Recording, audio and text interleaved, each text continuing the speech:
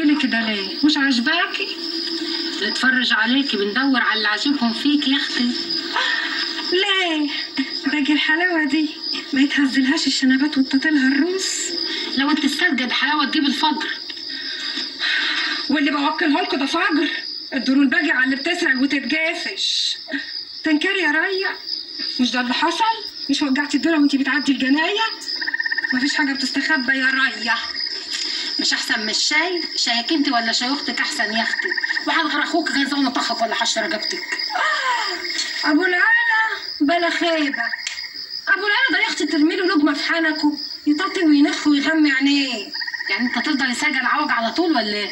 انت ليه عاملة حرة؟ وانت وامك وابوك واخوك حرامية. جت عليا انا؟ ايوه يا اختي جت عليك، يبقى مرت ابو سليم والمسخره وياه. اطمني يا اختي، مطرح ما هنروح هنلاقي 1000 ابو سليم.